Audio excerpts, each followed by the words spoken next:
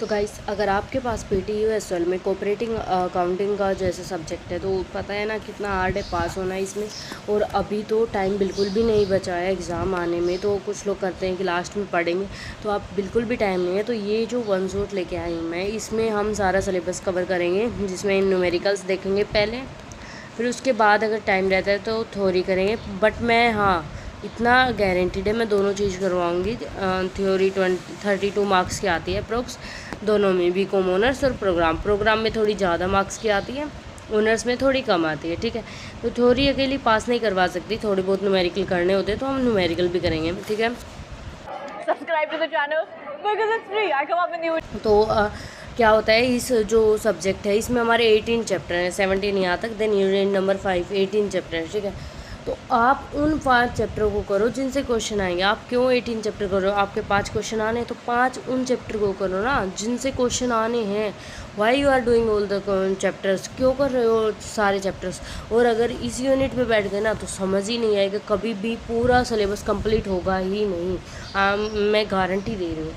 तो अभी देखते हैं हम क्या क्या करना है हमें, ताकि मतलब अच्छे मार्क्स आ सकें। हमको क्या करना है, मैं आपको इसमें 4 क्वेश्चन गारंटीड करवा दूँगी। ठीक है, एक क्वेश्चन मैं स्किप कर रही हूँ तो आपके 75-80 मार्क्स बन जाएंगे आउट ऑफ 90। ओके, सो इतने गारंटीड है, 70+ मार्क्स। कुछ बच्चों का ये भी नहीं है कि वो अब पास हो जाए, तो उनके लिए इतने मार्क्स बहुत अच्छे हैं, इवन मोर देन गुड हैं। ठीक है, तो अभी हम शुरू करते हैं इसको। तो यूनिट नंबर 1 बिल्कुल भी नहीं देखना, इसको बिल्कुल कट लगा दो यहाँ से। ठीक है, यूनिट नंबर 2 में आपको करना है। अब देखो, यूनिट नंबर 2 में फाइनल अकाउंट और कैश फ्लो स्टेटमेंट, 2 चैप्टर। एक तो फाइनल अकाउंट का क्वेश्चन आएगा, उसके और में कैश फ्लो स्टेटमेंट का क्वेश्चन आएगा। तो आपको दोनों में से एक करना है। तो जो इस चैप्टर आपने अच्छे से किया हुआ है वो करो। अब कैसे पता चलेगा, फाइनल अकाउंट 11th क्लास में पढ़ा था, तो अभी तक वो तो बिल्कुल भी याद नहीं होगा, किसी को नहीं रहता। आपको क्या, किसी को नहीं रहता, तो 11th क्लास का तो याद नहीं। अब ये cash flow statement 12th class में पढ़ा था, जो कि फिक्स चैप्टर था आपकी 3rd बुक में। ठीक है, वो पढ़ा था। तो आई थिंक आपके पास बुक्स होंगी, अगर नहीं है तो रहने दो फिर भी। लेकिन 12th क्लास में हमने पढ़ा था, तो वहाँ पे उस बुक में फॉर्मेट गिवन है, वो फॉर्मेट पढ़ना है एंड रिवीजन करके उसको कर देना है, बस सिंपल सा। और कंसेप्ट जो है वो स्टार्टिंग से मैं बताने वाली हूँ। तो इसमें हम लोग करेंगे कैश फ्लो स्टेटमेंट, जो कि 18 से 15 मार्क्स का आता है, इसको नहीं करेंगे। ठीक है, उसके बाद एक चैप्टर हो गया, यहाँ पे रेशियो एनालिसिस है, इसको भी करेंगे, हमने 12th में किया था ये। इसमें से 3 से 9 नंबर का क्वेश्चन आता है, तो ये कर लेंगे, क्यों छोड़ना भाई, इतने मार्क्स का आ रहा है। और सारे रेशियो भी नहीं करने, 5 से 6 रेशियो करने, मैं उनके फॉर्मूला भी दे दूँगी आपको, और सब कुछ उनके डिटेल में बता दूँगी, उनके बारे में कैसे क्या अटैम्प्ट करना है। तो बस सिंपल सी बात है। उसके बाद हमारे पास यहाँ पे है नेक्स्ट चैप्टर, ये थ्योरेटिकल चैप्टर है, तो अभी इस पे ध्यान मत दो बिल्कुल भी। ठीक है, अभी इस पे ध्यान मत दो। उसके बाद है वैल्यूएशन ऑफ गुडविल और शेयर्स। तो देखो, शेयर्स का सबसे बड़ा चैप्टर है, शेयर्स नहीं करेंगे, गुडविल वाला करेंगे। गुडविल के हमारे 3-4 फॉर्मूला है, वो करेंगे और न्यूमेरिकल सोल्व करेंगे। तो हम गुडविल वाला करने वाले हैं, जो कि 12 से 15 मार्क्स का आता है। तो यहाँ पे हम किसको करेंगे, गुडविल को करेंगे। ठीक है, शेयर्स को हम नहीं करेंगे। फिर वैल्यू एडिड स्टेटमेंट, इसको बाद में देखेंगे। उसके बाद है एमगलेशन, इसको बिल्कुल भी नहीं करना है, बिल्कुल छेड़ना भी नहीं है, ये सबसे बड़ा चैप्टर है, और इसको करने बैठ गए ना तो सिलेबस रह ही जाएगा सारा। सबसे पहले करेंगे इंटरनल रिकन्स्ट्रक्शन, जिससे 12 से 15 मार्क्स का आता है। हमने बनाया था 12th में रिकन्स्ट्रक्शन अकाउंट, क्रेडिट डेबिट वाला, वही करना है सेम। एसेट्स इंक्रीज करनी, डिक्रीज करनी, वही। फिर उसके बाद है यूनिट नंबर 5, तो कोऑपरेट फाइनेंशियल रिपोर्टिंग, ये हमारी थ्योरी वाली यूनिट है, तो इसमें सारी थ्योरी आती है यहाँ से। तो ये थ्योरेटिकल हम बाद में करेंगे, या तो इसके लिए अलग वन शॉट आएगा तो पूरी कंप्लीट थ्योरी के लिए, या फिर इसमें मैं मर्ज करके डाल दूँगी। ठीक है, तो आप देख लेना वो इसमें कितना आवर का रहता है। ये अप्रोक्स 1 से 2 आवर की वीडियो चली जा सकती है। सो अभी हम यूनिट 1 नहीं करेंगे, तो हमारे देखो कितने क्वेश्चंस हो गए। तो हमारा यूनिट 2 से 1 क्वेश्चन हो गया, और अगर रेशियो का आ गया तो हमारे 2 क्वेश्चन हो जाएंगे, लेकिन लेट्स से कि 1 ही हो गया। उसके बाद गुडविल से 1 क्वेश्चन, 2 गए, और यहाँ से तीसरा क्वेश्चन, देन हमारे यहाँ से 4th क्वेश्चन। तो हमने 4 क्वेश्चन कंप्लीट कर लिए, और इतने में हमारी 75+ मार्क्स जा रहे हैं। तो ये करना ज़रूरी नहीं है। हाँ, जैसे प्रीवियस क्वेश्चन में कुछ इन्हीं चैप्टर्स में से थ्योरी आई हुई है, तो वो थ्योरी के PYQ मैंने लगाए हुए हैं, तो वो कर लेना। 1-2 मार्क्स का और फ़र्क पड़ सकता है, ठीक है। अभी स्टार्ट करते हैं। सबसे पहले गुडविल करेंगे, सबसे आसान चैप्टर और पढ़ा हुआ है। तो गुडविल के सबसे पहले मैं फार्मूलाज लिखवा देती हूँ सारे के सारे, कैसे क्या है, ठीक है। तो गुडविल कैलकुलेट करने के लिए हमारी गुडविल होती क्या है, सबसे पहले जैसे आपकी इज्जत होती है, रेपुटेशन होती है, तो वैसे ही कंपनी की भी इज्जत होती है, रेपुटेशन होती है, तो उसी को गुडविल बोलते हैं, ठीक है। सिंपल सा। अब इसको निकालते कैसे, आपकी इज्जत तो आप बाहर जाओगे तो आपको पता चल जाएगी, लेकिन अब कंपनी की इज्जत कैसे पता चलेगी, तो उसके लिए हम करेंगे 5 मेथड, ठीक है। तो वो मेथड करने हैं और उसी से निकालना है। तो पहला मेथड है हमारा एवरेज प्रॉफिट मेथड। मैं एवरेज को ऐसे लिख रही हूँ, ठीक है, प्रॉफिट और मेथड। सबसे पहला है हमारा एवरेज प्रॉफिट मेथड। अगर उससे गुडविल निकालनी है तो सबसे पहले हमें एवरेज प्रॉफिट चाहिएगा। तो एवरेज प्रॉफिट मेथड से अगर गुडविल निकालनी है तो सबसे पहले निकालो एवरेज प्रॉफिट। तो वो होता है total profit divided by total year, कितने साल का प्रॉफिट है। लेट्स से हमने दे रखा है 2 साल का प्रॉफिट है, 20,000 एंड 20,000। तो टोटल प्रॉफिट कितना हो गया 40,000 एंड कितने साल का है, 1 साल और 2 साल, 2 साल का। तो 2 से डिवाइड कर दो, 20,000 क्या आ गया एवरेज प्रॉफिट। तो ऐसे एवरेज प्रॉफिट निकलता है, ठीक है। समझ आई एवरेज प्रॉफिट कैसे निकलता है। हाँ, तो 1 second, total profit upon total year, तो ये एवरेज प्रॉफिट हो गया। उसके बाद अब हमने एवरेज प्रॉफिट निकाल लिया। अब गुडविल कैसे निकलते, गुडविल को मैं ऐसे लिख रही हूँ, ठीक है। गुडविल निकालने के लिए आपको जो ये एवरेज प्रॉफिट निकला था इसको मल्टीप्लाई करना होगा नंबर ऑफ ईयर परचेज से, नंबर ऑफ ईयर परचेज, जो कि क्वेश्चन में मेंशन होगा। Number of year purchase question में गिवन होगा, ठीक है। और ये एवरेज प्रॉफिट यहाँ से निकलेगा। तो सिंपल सी बात है, ऐसे हमें एवरेज प्रॉफिट से निकालना है। अब सेकंड आता है हमारा वेटेड एवरेज प्रॉफिट से, वेटेड एवरेज प्रॉफिट से निकालना गुडविल को। तो वेटेड एवरेज प्रॉफिट से अगर गुडविल को निकालना है तो सिंपल सा है, उसके लिए भी ज़्यादा कुछ मेहनत नहीं करनी। उसके लिए हमें क्या करना होगा, टोटल वेटेड प्रॉफिट निकालेंगे पहले, ठीक है। तो टोटल वेट करना होगा, total weight upon total profit, weighted profit upon total weight. अब ये वेटेड प्रॉफिट कैसे आएगा, जैसे ये टेबल होती है पूरी, आपको यहाँ पे ईयर गिवन होगा, यहाँ पे प्रॉफिट गिवन होगा, यहाँ पे आपको वेट गिवन होंगे, ठीक है। तो अब जब आप प्रॉफिट को वेट से मल्टीप्लाई करोगे तो ये जो यहाँ पे आएगा ना, तो ये वेटेड प्रॉफिट आएगा, ठीक है। तो ये निकालने के लिए प्रॉफिट इनटू वेट करना होता है। अब जो ये वेट है इन सब का टोटल करोगे तो ये टोटल वेट आएगा। तो ऐसे होता है, ठीक है। मैं आगे क्वेश्चन है इसका पूरा उसमें समझाऊंगी अच्छे से। अब इससे गुडविल निकालने के लिए आपका जो ये वेटेड प्रॉफिट आया है इसको डिवाइड कर दो अपना, इसको मल्टीप्लाई कर दो नंबर ऑफ ईयर परचेज से। नंबर ओ सारे फॉर्मूला लिखना है, नोटबुक निकाल लो अपनी अपनी, नंबर ऑफ ईयर परचेज से।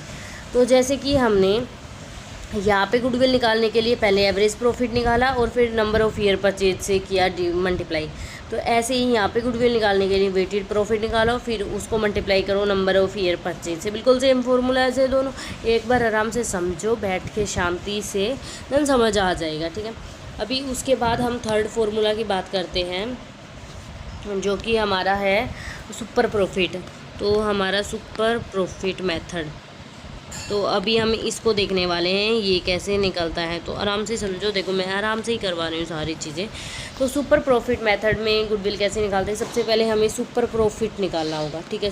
हमने एवरेज प्रॉफिट देखा, वेटेड प्रॉफिट देखा, अब देखते हैं सुपर प्रॉफिट होता है क्या। तो super profit is equal to average profit जो निकाला था ना, एवरेज प्रॉफिट हाँ निकाला था, माइनस नॉर्मल प्रॉफिट। तो जो ये नॉर्मल प्रॉफिट है ना, इसको मतलब एवरेज प्रॉफिट को माइनस करना होगा नॉर्मल प्रॉफिट से। सो हमारा क्या आ जाएगा, सुपर प्रॉफिट। एवरेज प्रॉफिट हमने निकालना सीख लिया, अब नॉर्मल प्रॉफिट क्या होता है। तो नॉर्मल प्रॉफिट को निकालने के लिए क्या करना होता है, आपको कैपिटल एम्प्लॉयड क्वेश्चन में गिवन होती है, कैपिटल एम्प्लॉयड, आपको उसको मल्टीप्लाई करना होता है NRR से, ठीक है, जो रेट ऑफ रिटर्न होता है उससे। या ये भी क्वेश्चन में गिवन होता है, रेट की जो परसेंटेज गिवन होती है ना उसको NRR बोलते हैं। तो अभी इससे क्या होगा, नॉर्मल प्रॉफिट निकलेगा। एवरेज प्रॉफिट पहले से निकालना सीख लिया तो सुपर प्रॉफिट आ गया। अब गुडविल निकालने के लिए क्या करना होगा, जो हमने सुपर प्रॉफिट निकाला है ये वाला, और इसको मल्टीप्लाई कर देंगे हम लोग नंबर ऑफ ईयर से। सभी में ऐसे ही करना है, सभी में हमें नंबर ऑफ़ ईयर से करना है। यहाँ पे भी वेटेड प्रॉफिट निकाला था, नंबर ऑफ़ ईयर, यहाँ पे एवरेज प्रॉफिट का मेथड था तो यहाँ से निकाला नंबर, यहाँ पर सुपर प्रॉफिट निकाला देन नंबर ऑफ़ ईयर। तो ये आसान फार्मूला है, सबसे आसान फार्मूला। तो अभी हमारा फार्मूला 4th है जिसमें पूछा हुआ है क्या, एक सेकेंड, हाँ अभी इसमें पूछा हुआ है एन्युटी वाला फार्मूला। तो ये भी आता है क्वेश्चन में, ये सबसे इम्पोर्टेंट फार्मूला है एक्चुअली और सबसे आसान ईजी है। तो अभी इसको देखते हैं। तो एन्युटी से क्या होता है, एन्युटी से गुडविल निकालने के लिए सबसे पहले आपको एन्युटी की वैल्यू आपको क्वेश्चन में गिवन होगी या फिर आपको टेबल दी जाएगी जो आप डिमांड कर सकते हो, वहाँ पे जाके बोल सकते हो कि हमें एन्युटी वाली टेबल चाहिए, तो वो प्रोवाइड कर देंगे आपको, ठीक है। तो एन्युटी की वैल्यू तो निकालनी नहीं है। अगर टेबल आप चाहते हो कि टेबल ना मांगे, क्यों इतना वो करना, तो आप क्या करो, यूट्यूब पे सर्च करो कि एन्युटी की वैल्यू कैसे निकालते हैं, शॉर्ट ट्रिक, ठीक है। उस पर वो क्या बोलते हैं, कैलकुलेटर पे कैसे निकालें, तो दिखा देंगे, उससे करके एक बार कर लेना, ओके। एन्युटी की वैल्यू निकालना सीख लेना, वैसे टेबल भी मिलती है और कैलकुलेटर लेके जाना अलाउड है। सो इतना वो घबराओ मत, जो नंबर्स वगैरह दे रखे हैं उससे। तो अभी एन्युटी की बात करते हैं। तो आपको ये जो सुपर प्रॉफिट मिला था ना, यहाँ पे भी सुपर प्रॉफिट लिखो और उसको मल्टीप्लाई कर दो जो एन्युटी की वैल्यू आपको मिलेगी ना उससे, ठीक है। तो आप यूट्यूब पे देख लेना एक बार एन्युटी की वैल्यू कैसे निकालते हैं। तो सुपर प्रॉफिट इनटू एन्युटी की जो वैल्यू है तो ये निकलाएगी हमारी गुडविल, ओके। तो हमारी गुडविल इससे भी निकलाई। अब उसके बाद जो हमारी गुडविल है, नेक्स्ट मेथड है capitalisation of super profit method, of super profit method. तो अभी इससे निकालने के लिए हमें सिंपल सा क्या करना होता है, जो गुडविल है उसमें सुपर प्रॉफिट हमने निकाला था, ये वाला, ये ऐसे ही यहाँ से हमने सुपर प्रॉफिट निकाला था ना, average profit minus normal profit. तो ये सुपर प्रॉफिट क्या होता है, मैं लिख देती हूँ दोबारा से, average profit minus normal profit. Normal profit क्या होता है, कैपिटल एम्प्लॉयड इनटू में नॉर्मल रेट ऑफ रिटर्न, जो कि रेट की परसेंटेज गिवन होती है क्वेश्चन में, और ये भी क्वेश्चन में गिवन होता है, सिंपल सा। उसके बाद गुडविल निकालने के लिए यहाँ पे super profit divided by NRR, यहाँ पे डिवाइड करते हैं यहाँ पे NRR को, ठीक है। तो गुडविल इसका अभी मैं सिर्फ इसका फॉर्मूला बताऊँ अगर, तो वो होता है super profit divided by NRR। NRR क्या होता है, जो कि रेट की परसेंटेज होती है, जो कि क्वेश्चन में होती है। सुपर प्रॉफिट क्या होता है, average profit minus normal profit. तो हमारा ये दोनों आ गए। तो अभी हमने सारे फॉर्मूला कर लिए हैं इसके।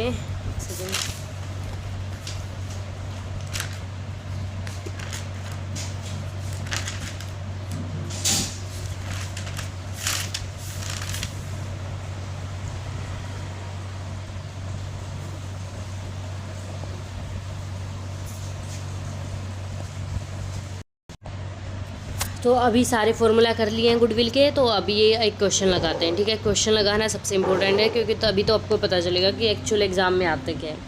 तो अभी देखो, ये गिवन है हमें क्वेश्चन में ईयर, तो 1 2 3 3 साल का प्रॉफिट गिवन है यहाँ पे, 2 लाख, 2,40,000, 2,20,000, सिंपल ऐसा देखना है। फिर हमें NRR normal rate of return जो कि 10% गिवन है। देन कैपिटल एम्प्लॉयड गिवन है। तो ये मैंने बताया था नॉर्मल प्रॉफिट निकालने के लिए क्या होता है, capital employed into normal rate of return.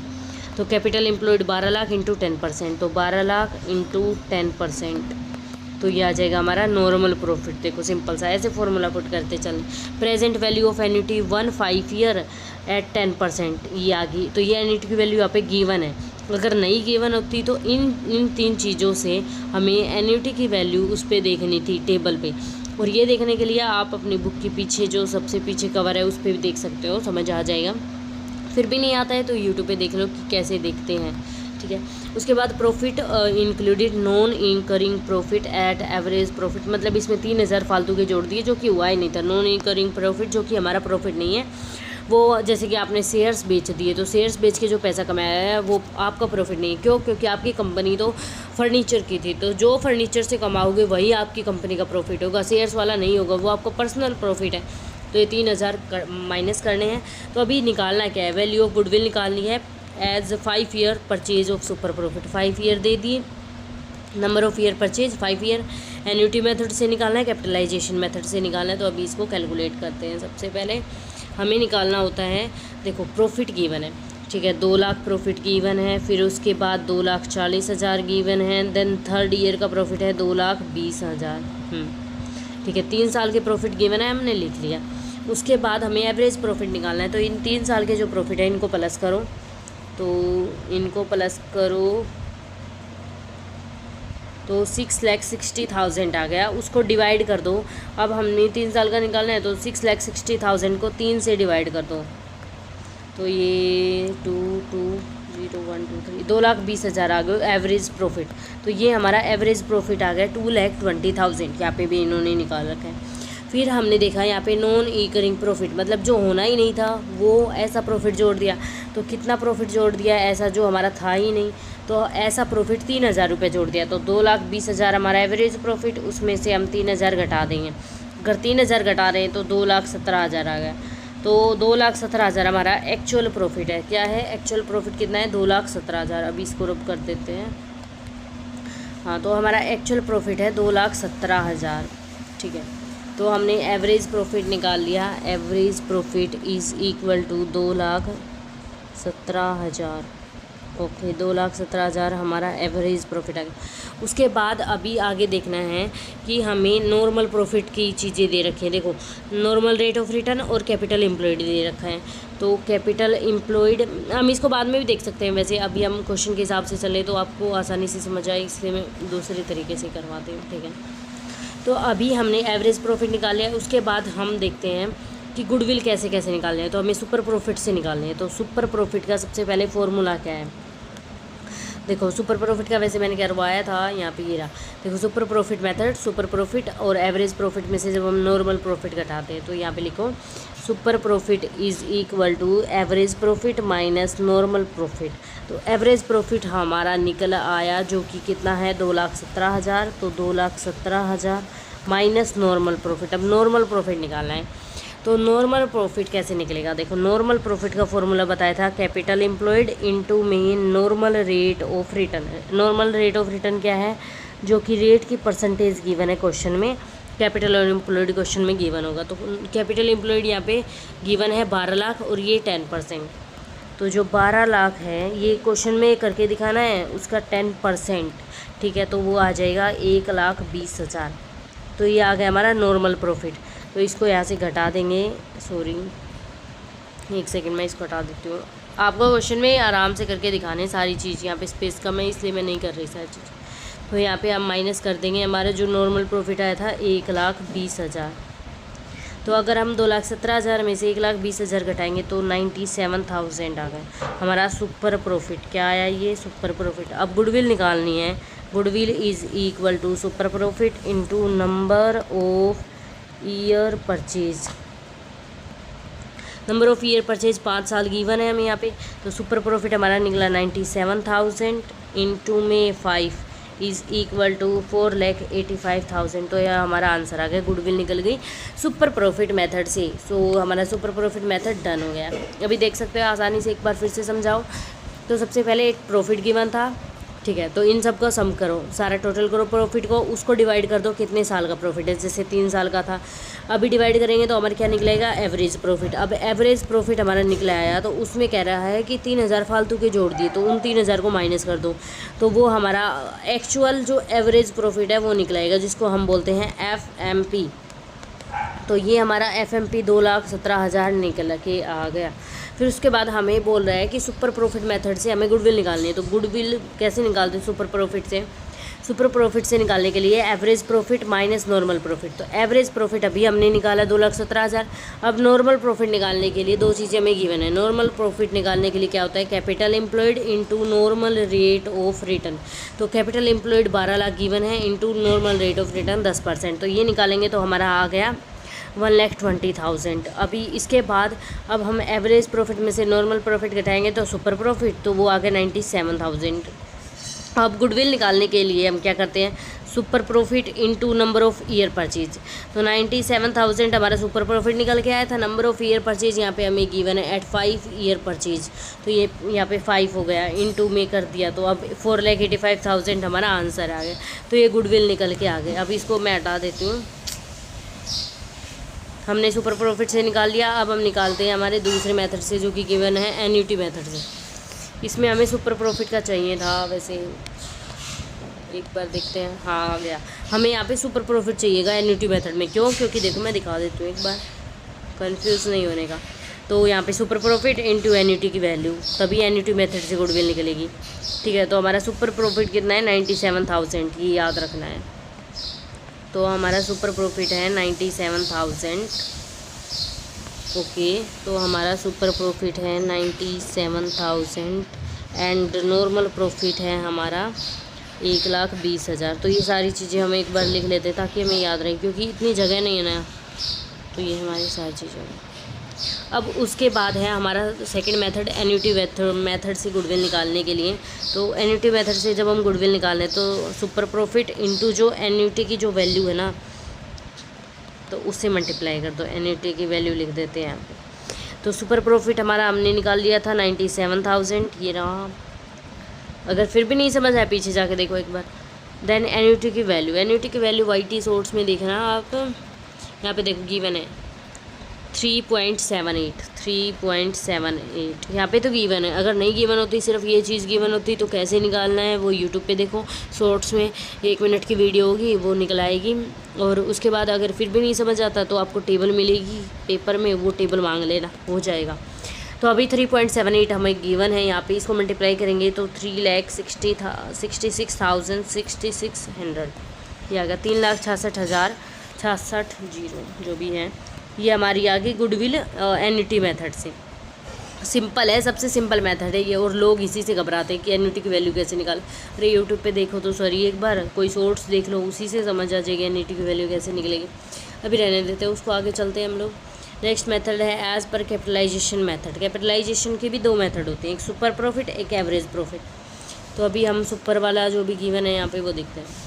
अब हमें गिवन है गुडविल निकालनी है कैपिटलाइजेशन सुपर प्रॉफिट मेथड से।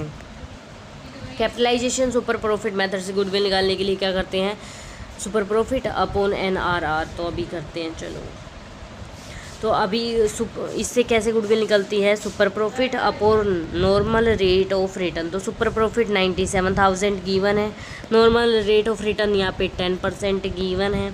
अगर इसको करते हैं 10% को यहाँ पे, तो फिर हमारा यहाँ पे इसको मल्टीप्लाई करेंगे ऊपर, एंड देन ये आ गया 970 और 123 9,70,000। ठीक है, तो ये गुडविल आ गई इससे। तो ये भी हमें गिवन था, मतलब मैंने सारे फार्मूला करवा दिए। देखो तो अब फार्मूला करवाने के बाद हो रहा है क्वेश्चन, है ना।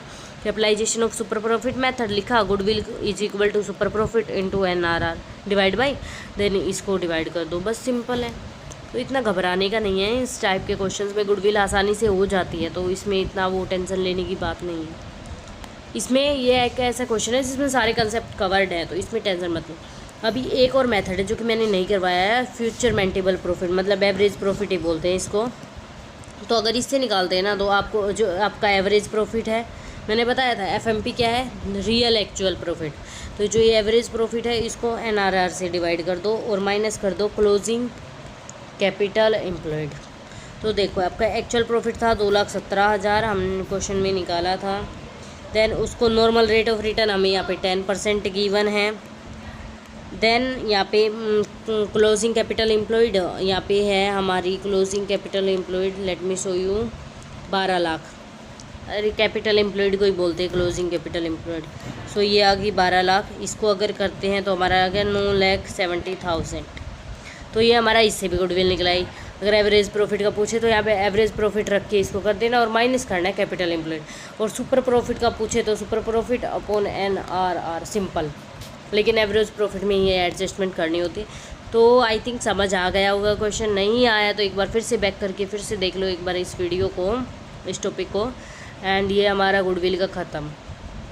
ठीक है, अभी इसके को इसी टाइप के, ये हमारी बुक पता है कौन सी, ये शिवदास वाली बुक है जिसमें PYQ गिवन होते हैं 10 ईयर के।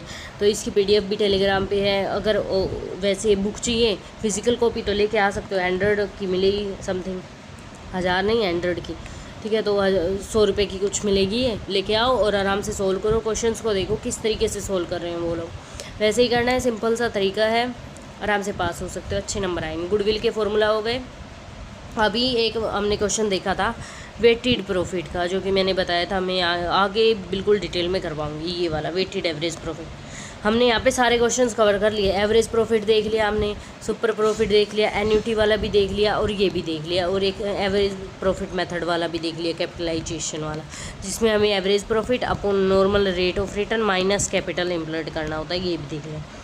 तो अभी रहता क्या है, रहता ये है वेटेड एवरेज प्रॉफिट, तो इसको निकालना है अभी। इसके लिए हमें क्वेश्चन गिवन है XYZ लिमिटेड, ये सब कुछ ठीक है। 2 ईयर परचेज गिवन है यहाँ पे, ये ध्यान रखना 2 ईयर परचेज। अभी देखो फॉर्मूला, अभी एक बार दिखा देती हूँ मैं फॉर्मूला।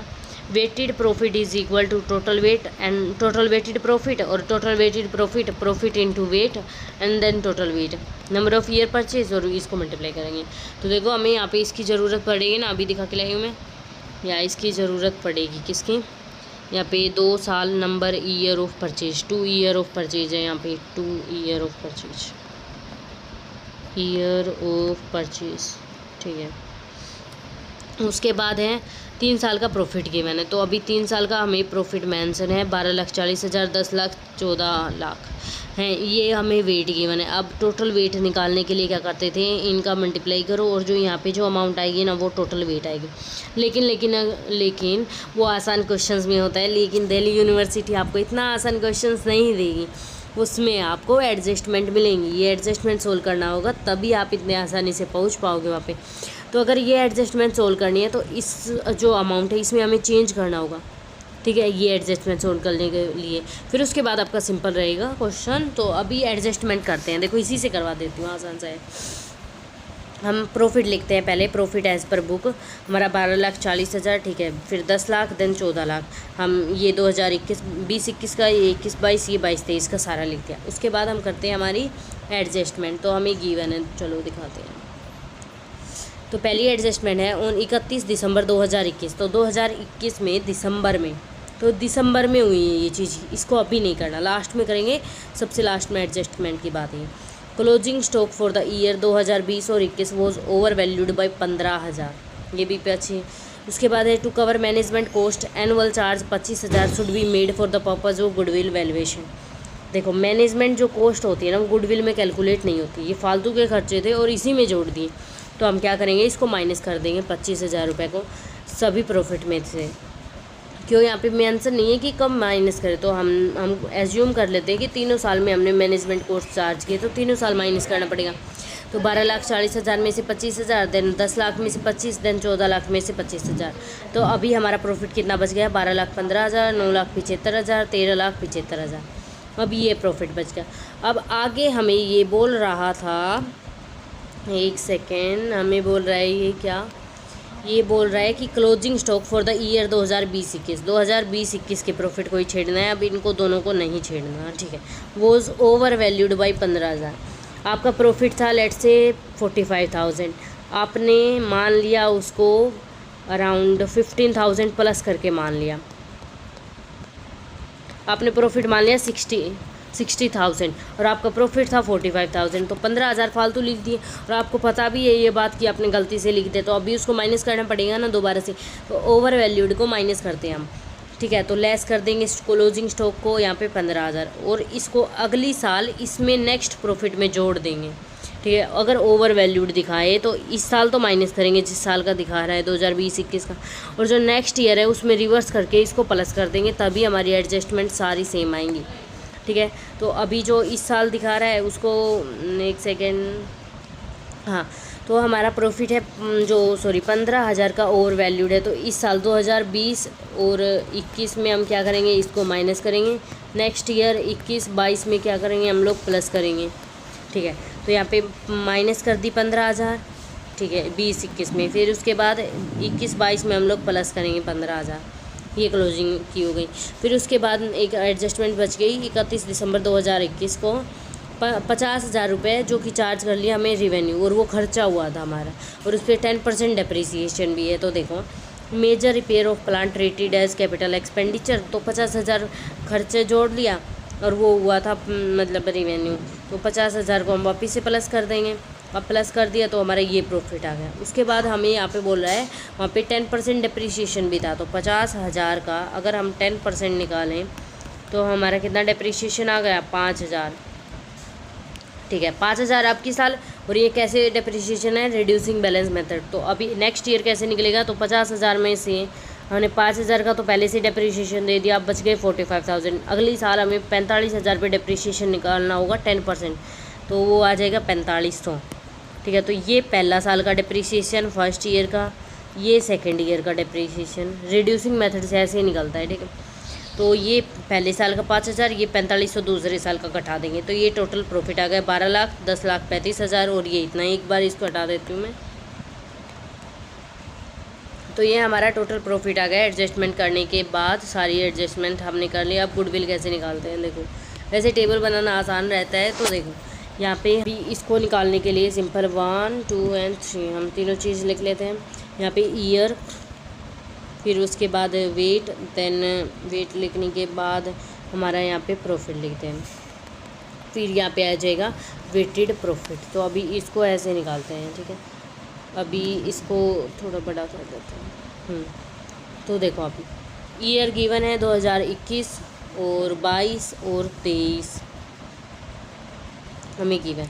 उसके बाद वेट भी गिवन है 1, 2 और 3। प्रॉफिट हमने ये नहीं लेना, हमने अभी एडजस्टमेंट करी है तो वो लेना है 12 लाख, 10,35,000 और 13,70,000।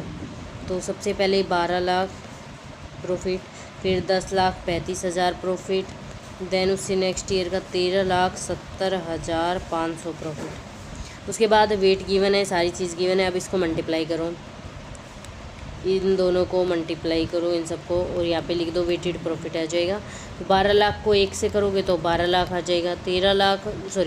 10,35,000 को 2 से करोगे तो 20,70,000। कैलकुलेटर अलाउड है। ठीक है, 13,70,500 को 3 से करोगे तो ये हमारा आ जाएगा 11,500 ये आ गया। अभी इनका सम टोटल करना है। ठीक है, तो अभी इनका सम टोटल करोगे तो हम यहाँ पे एक बार कैलकुलेटर निकाल ही लेते हैं। ओके, सो 12 लाख प्लस में हमारा है 20,70,000 प्लस में है 41,11,500। तो ये आ गया हमारा 738,1500। ठीक है, वेटेड प्रॉफिट। ओके, इसको हम मल्टीप्लाई करते हैं नॉर्मल रेट ऑफ रिटर्न से, इनटू में 2, तो 14763,123 हमारा आ गई गुडविल।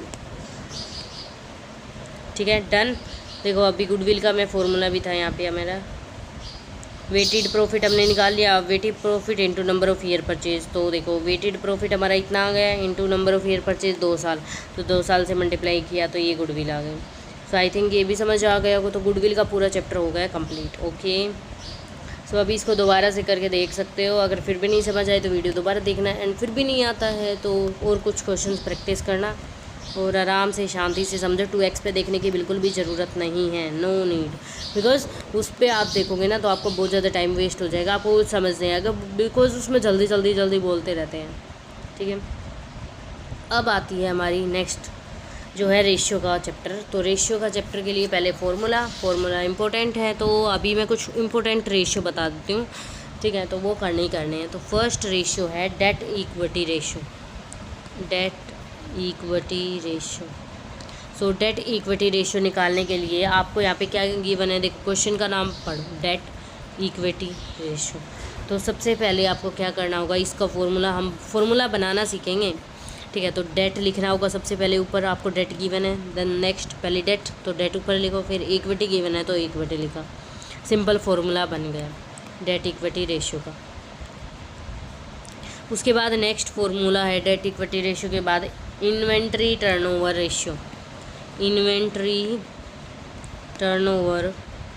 रेशियो। अभी इसको निकालने के लिए हमें सिंपल करना होता है COGS divided by average profit सबको निकालना आता है, पहले ही देख लिया था। और COGS क्या होता है, कॉस्ट ऑफ गुड सोल्ड, वैसे ये निकालना बताऊंगी अभी उसके बाद। ठीक है, उसके बाद हमारा जो थर्ड जो रेशियो आता है वो है करंट रेशियो। वैसे ये क्लास 12th की बुक में है, थर्ड वाली बुक में जिसमें कैश फ्लो वाला है। तो करंट एसेट्स अपॉन में करंट लाइबिलिटी। उसके बाद हमारा नेक्स्ट रेशियो है वर्किंग कैपिटल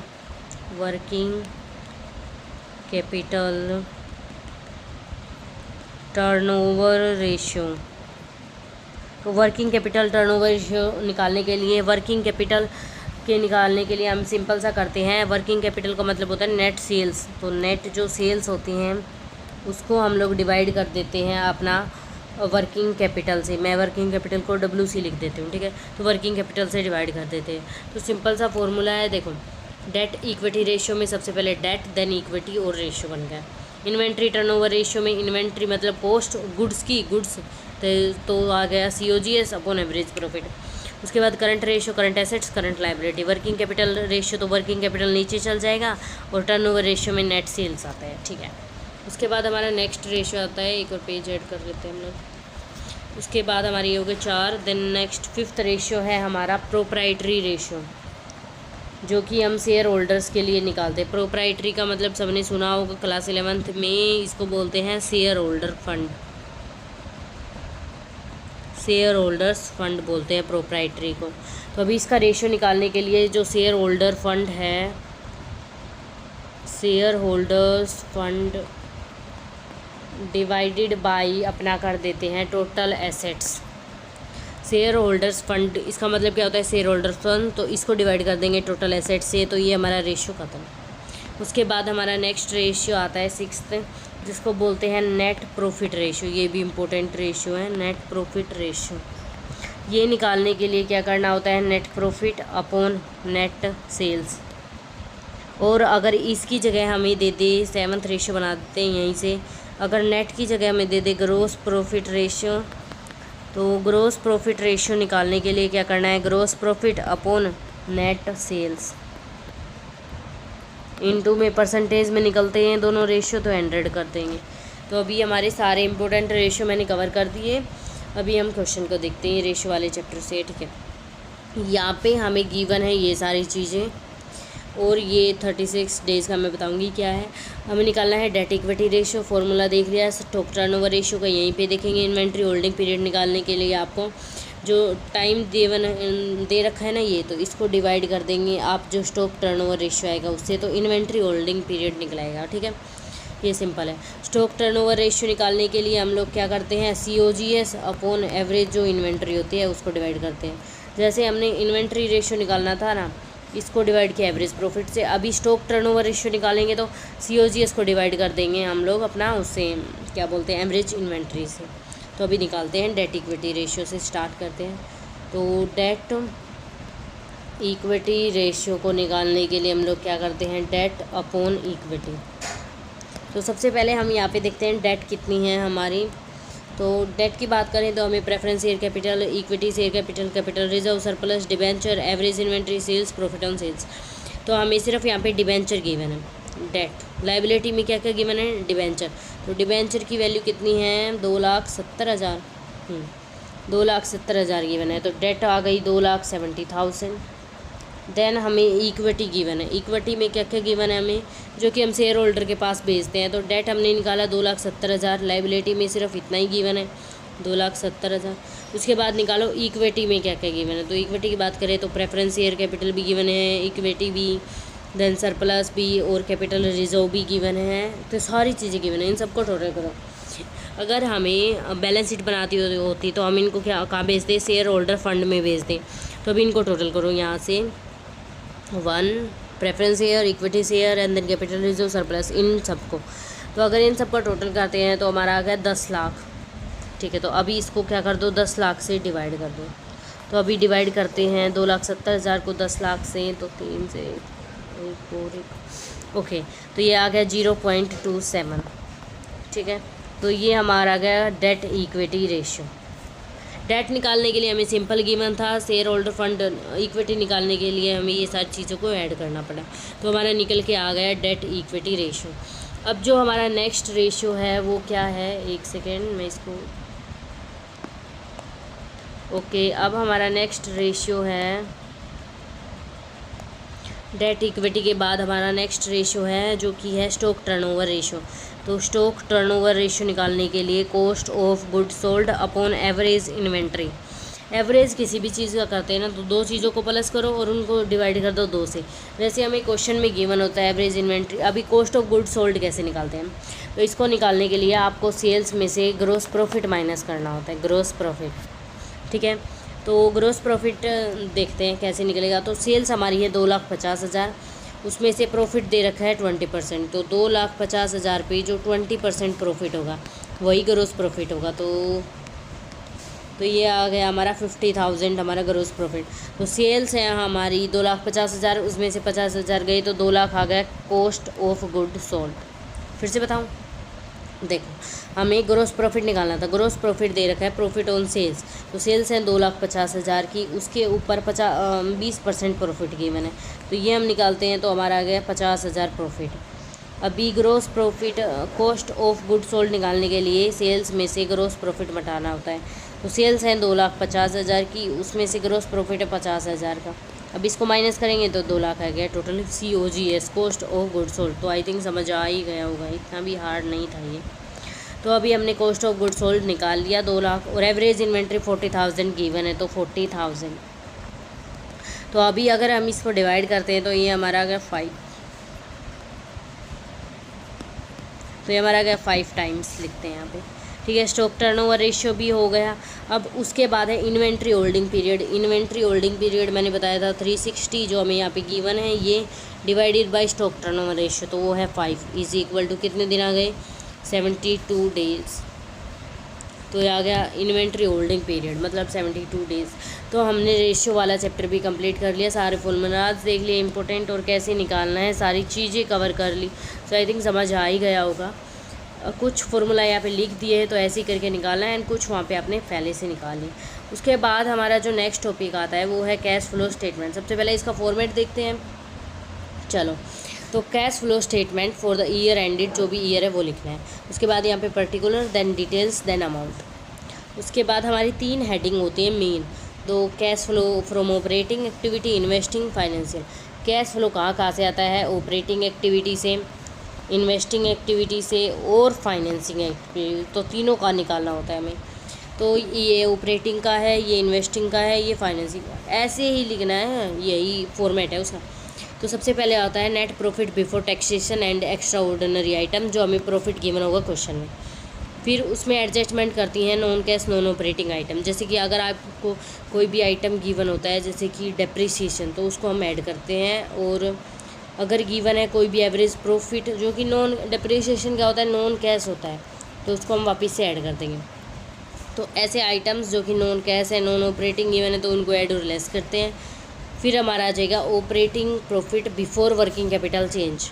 तो हम क्या करना है, वर्किंग कैपिटल चेंज कब होती है, जब हमारी इंक्रीज़ होती है करंट लायबिलिटी में, करंट एसेट्स में, और डिक्रीज़ होती है करंट एसेट्स में, करंट लायबिलिटी में, तो इसी को बोलते हैं वर्किंग कैपिटल चेंज।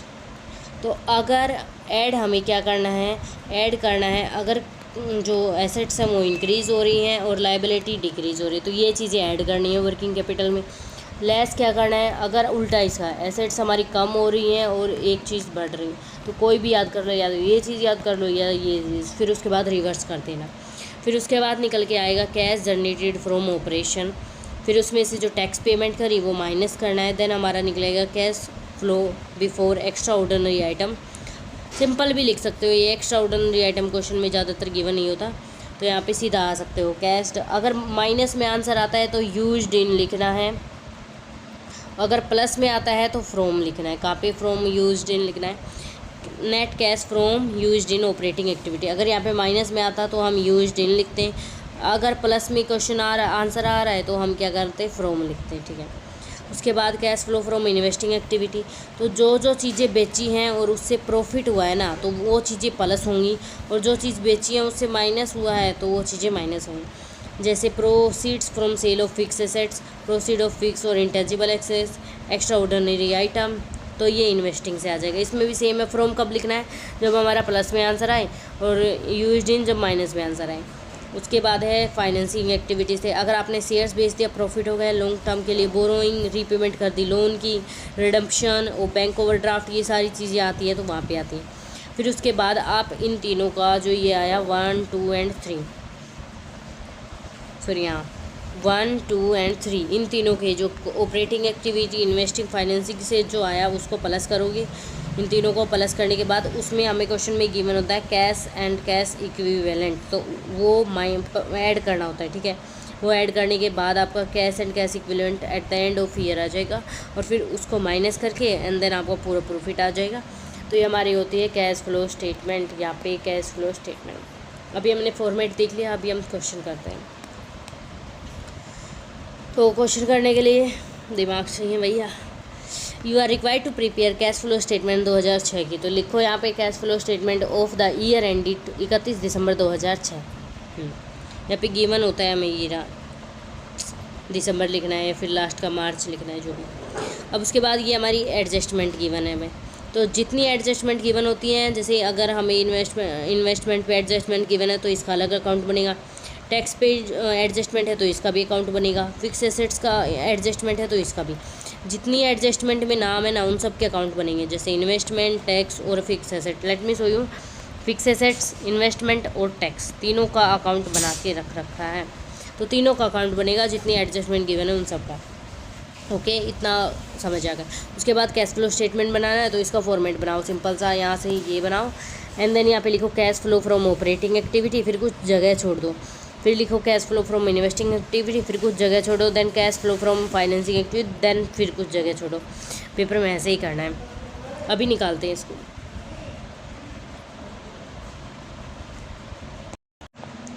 अभी हम इस क्वेश्चन को करते हैं। तो देखो सबसे पहले हमें प्रॉफिट चाहिएगा, मैंने पहले बताया था, यहाँ पे गिवन है, देखो यहाँ पे सबसे पहले प्रॉफिट चाहिएगा। तो प्रॉफिट के लिए क्या करना होता है, हमें गिवन है 68,000 2006 का और 56,000 2005 का। तो 68,000 में से जो पहले का प्रॉफिट है, आज का जो प्रॉफिट है ना, उसमें से पुराना प्रॉफिट घटा देंगे, ठीक है। चाहे ये आंसर माइनस में आए चाहे प्लस में, सेम प्रॉफिट माना जाएगा, ठीक है। अगर माइनस में आएगा तो वो हम क्या करेंगे, लॉस मानेंगे उसको। तो ये आ गया 12,000, तो ये हमारा क्या होगा, प्रॉफिट, ठीक है। तो हम 12,000 प्रॉफिट लिख देते हैं। उसके बाद हमें गिवन है ट्रांसफ़र टू रिजर्व्स 9,000। तो देखो यहाँ पे है जो क्या बोलते हैं इसको, tax provision made during this year 9,000 का टैक्स प्रोविज़न बनाया। तो अभी इसके लिए एक अकाउंट बनाना है सेपरेट, तो ये रहा प्रोविज़न फॉर टैक्स अकाउंट। यहाँ पे हमें ये डेबिट क्रेडिट लिखना है। तो सबसे पहले इसका बैलेंस लिखो कितना है, provision for tax, tax provision का बैलेंस है 75,000 और एक बार है 10,000। तो हम लिखते हैं इसको, जो 75,000 है वो बैलेंस है आज का, ठीक है, और जो 10,000 है वो बैलेंस जो अब बचेगा, मतलब 75,000 मान के चलो ये पहले का बैलेंस है तो इसको क्रेडिट करेंगे और ये 10,000 डेबिट करेंगे जो आगे आज का बैलेंस है। 2006 आज है हमारे पास, 2005 पहले था, तो पहले का बैलेंस क्रेडिट करेंगे। यहाँ पे बैलेंस BD 75,000। देन हमें क्या करना है, यहाँ पे 9,000 क्या कर दिया, दोबारा से बेच दिया, तो दोबारा से बेच दिया तो प्रोविजन मेड, तो यहाँ पे माइनस कर देंगे, इसमें से ये आ गया। उसके बाद 74,000 का हमने टैक्स पेमेंट कर दी। लेट मी शो यू कहाँ पे है, हाँ। तो देखो 74,000 की टैक्स पेमेंट कैसे करी हमने, तो बैलेंस CD कितना बचा था, 10,000। देखो एक बार फिर से बना देती हूँ मैं, लाइक मुझे भी लग रहा है कन्फ्यूजिंग ये। तो देखो ये बनाने के लिए हमें सिंपल ऐसा करना होता है, यहाँ पे प्रोविज़न फॉर टैक्स अकाउंट, ये डेबिट होता है, ये क्रेडिट होता है। तो सबसे पहले इसका समझो कि जो इसका बैलेंस आता है ना, इसका जो बैलेंस आता है वो हमेशा क्रेडिट आएगा। तो क्रेडिट कौन सा आएगा, जो है ना पुराना बैलेंस है, 2005 का है वो। तो 75,000 हम लोग क्रेडिट करते हैं, बैलेंस BD लिख के। उसके बाद हमें यहाँ पे गिवन है यहाँ पे गिवन है 10,000 रुपया, जो कि आज का बैलेंस है। तो आज का बैलेंस इस तरफ आता है, अगर कल का बैलेंस इस तरफ था तो आज का इस तरफ, तो ये बैलेंस CD आएगा, ठीक है। यहाँ पे हम CD बोलते हैं ना इसको, और ये बैलेंस BD। तो हमने 10,000 लिख दिया, 75,000 लिख दिया। अब बोल रहा है 9,000 का प्रोविज़न और बना दिया, तो 9,000 का और बना दिया। यहाँ पे प्रोविज़न मेड लिख देते हैं। और अगर कुछ माइनस किया होता कि 9,000 का प्रोविज़न हमने घटा दिया तो वो इस तरफ आता। तो अभी इसको हम करते हैं सब टोटल। तो 75,000 प्लस 9,000 तो आ गया 84,000। तो यहाँ पे भी इस हिसाब से 84,000 होना चाहिए, क्योंकि ये बराबर होते हैं बैलेंस। तो अगर इसमें से ये घटाएंगे तो 74,000 हमारी बैलेंस आ गई। तो मतलब हमने 74,000 कहीं पे माइनस किए, बैंक अकाउंट में हमने वो पेमेंट की है, तो हम ऐसे घटा देंगे। तो हमारे ये बन गया। तो अभी जो हमारा यहाँ पे 9,000 जो प्रोविज़न बनाया है वो क्या होगा, प्रॉफिट में ऐड होगा। तो प्रॉफिट हमारा था 12,000, उसमें से 9,000 ऐड कर देंगे, 12,000 प्लस 9,000, क्यों? क्योंकि ये ट्रांसफ़र किया है हमने रिजर्व्स में। और प्रोविज़न फॉर टैक्स, और टैक्स यहाँ पे लिखा 10,000 का, तो ये भी ऐड होगा। तो सारी चीज़ें ऐड करना है, ये चीज़ ऐड करनी है और ये चीज़ दोनों ऐड करके फिर प्रॉफिट में भेजना है। प्रॉफिट आ जाएगा 31,000, ठीक है, प्रॉफिट आ गया 31,000। सो ये जो अकाउंट था इसका बैलेंस कैसे गया ये समझ आ गया होगा आई थिंक। उसके बाद है हमारा प्रॉफिट निकल के आ गया 31,000, डन यहाँ तक। उसके बाद है non operating non cash items को ऐड और माइनस करते हैं। अगर कोई लॉस हुआ है तो उसको ऐड करेंगे, अगर कोई प्रॉफिट हुआ है किसी भी चीज़ से तो उसको माइनस करेंगे, ठीक है। देखो अभी यहाँ पे होगा डिप्रिसिएशन, जो कि हमें यहाँ पे गिवन है। डिप्रिसिएशन यहाँ पे 70,000 है, आई थिंक गिवन ही होगा। फिर share capital, journal reserve, profit loss, creditor, tax provision, mortgage loan, fix assets, investment stock, debenture और टेटर, ये सब गिवन है। तो यहाँ पे हमें परसेंटेज भी नहीं गिवन आई थिंक।